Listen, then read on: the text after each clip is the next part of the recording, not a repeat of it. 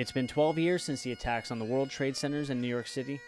September 11th is not only a day to remember the 343 firefighters and paramedics who died in the attacks, but also to remember all firefighters who lost their lives in the line of duty. Every year we have a ceremony to remember fallen firefighters, and I think everyone has a different reason for remembering those who have fallen, but this ceremony serves to provide a space for that. And you know, one of the things about our job is that it's obviously dangerous, and there can be a tendency to become complacent and forget how dangerous it is. And so to me, this service is about not only remembering the men and women that have fallen and those on this department that have fallen, but it also serves to remind us how dangerous our job is. As a result of 9/11, firefighters all over the world gather annually to recognize their fallen brothers and sisters. I think it's obviously something that firefighters have done their whole lives because we live and breathe that life, but I think 9/11 heightened the enormity of that day, obviously, but it heightened the reality to people that firefighters lay down their lives on a fairly, unfortunately, regular basis. A day so significant it changed the world as we once knew it.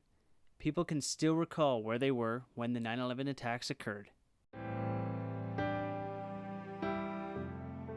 I was in Calgary. I was a training officer, and I was out, and I remember hearing about it, and I remember running in and seeing, I still vividly see those images in my head of aircraft flying into buildings, and it's still surreal to me to this day to think that happened. And I think those images, for those of the people that were alive then, still haunt them a little bit, and it's something that I hope we never ever see again. I remember walking into physics class and the teacher had it on the screen there, and I thought he was watching a movie. You know, I didn't think it was real. You only see those kinds of, that size of explosion, that size of thing happening really in the movies, and it was pretty crazy when you realize it was real. It was really happening in New York. I was in high school actually, and it came on in the library, and yeah, we just got called to the library and just started watching it on TV and watching the whole event take place. I remember being at home when I saw it, and it was very dramatic for me. It was a bit of a shocker to see that happen.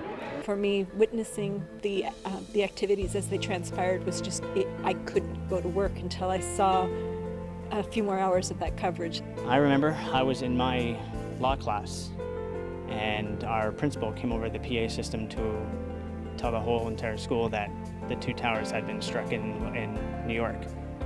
And in your mind, you don't think that anything like this could ever happen. You see it in movies, but it's not something that you actually think can realistically happen until you actually physically see it on the news. So many firefighters and paramedics went into that building to try to save people that they had no idea who they were, and 343 of them lost their lives. Now today, 12 years later, firefighters and paramedics, even everybody, celebrates their lives for what they did that day. It's camaraderie, it's a brotherhood, and they celebrate anyone who lost their lives, who wore the helmet. For Go to Buffalo, I'm Craig Momney.